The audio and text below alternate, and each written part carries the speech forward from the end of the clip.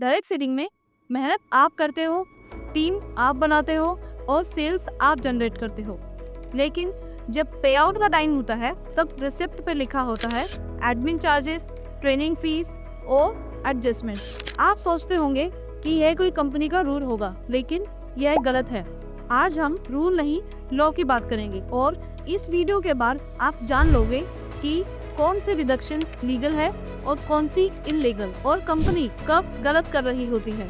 सबसे पहले एक सिंपल रूल समझ लो, हर डिडक्शन लीगल नहीं होती और हर कंपनी रूल लॉ नहीं होता। डायरेक्ट सेलिंग में पे आउट डिडक्शंस तभी लीगल होती हैं जब लॉ अलाउ करता हो, रिटर्न एग्रीमेंट में पहले से लिखा हो या फिर डिस्ट्रीब्यूटर को पहले से पता हो और वह डिडक्शन फोर्स्ड या हिडन ना हो। अगर इनमें से एक भी चीज मिसिंग है तो वह डिडक्शन इलीगल हो सकती है।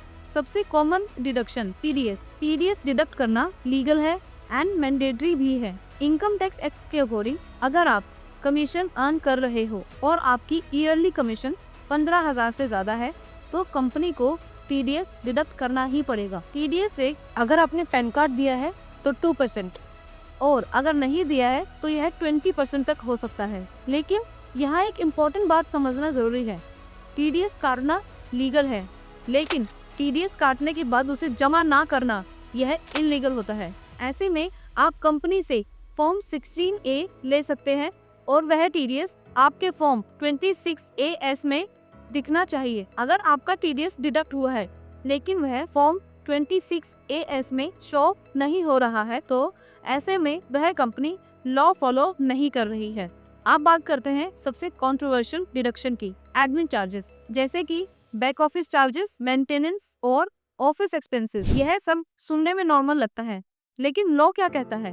एडमिन चार्जेस ऑटोमेटिकली पे आउट से डिडक्ट करना इलीगल माना जाता है। डायरेक्ट सेलिंग रूल्स 2021 के हिसाब से किसी भी डायरेक्ट सेलर से किसी भी प्रकार के आर्बिट्रेरी चार्जेस नहीं लिए जा सकते, स्पेशली जब कोई एक्चुअल सर्विस प्रूफ ना हो। एडमिन चार्जेस सिर्फ तब लीगल माने जा सकते हैं जब वह एग्रीमेंट में पहले से लिखे हो, फिक्स्ड अमाउंट हो, ऑप्शनल हो और डिस्ट्रीब्यूटर की कंसेंट से लिए गए हों। अगर हर महीने बिना पूछे डिडक्ट हो रहे हैं, परसेंटेज के हिसाब से कट हो रहे हैं और जिसका कोई भी इनवॉइस या सर्विस प्रूफ नहीं है तो वह अनफेयर ट्रेड प्रैक्टिसेस की कैटेगरी में आ सकते हैं।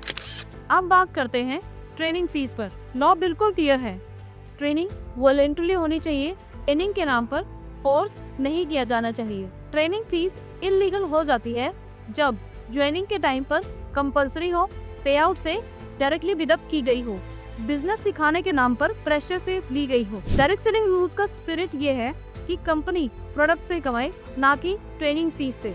अगर कंपनी ट्रेनिंग से ज्यादा पैसा कमा रही है, प्रोडक्ट से नहीं, तो यह एक रेड फ्लैग हो सकता है। बहुत सी कंपनीज और भी कई प्रकार की डिडक्शंस करती हैं, जैसे कि inactivity charges, target miss penalty, ID renewal, event ticket compulsory cut, fine without written consent.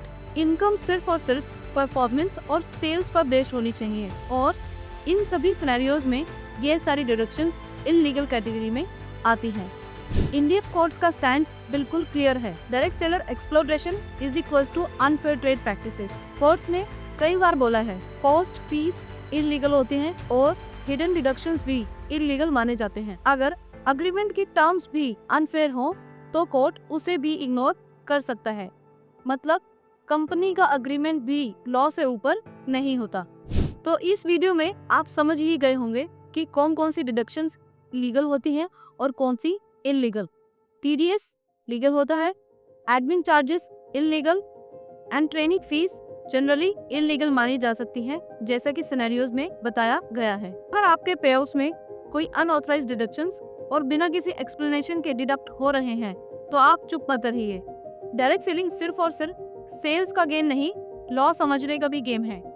अगर यह वीडियो आपके लिए यूजफुल रहा तो इस वीडियो को लाइक करें और शेयर करें, क्योंकि अनफेयर डिडक्शन से सबको बचना चाहिए।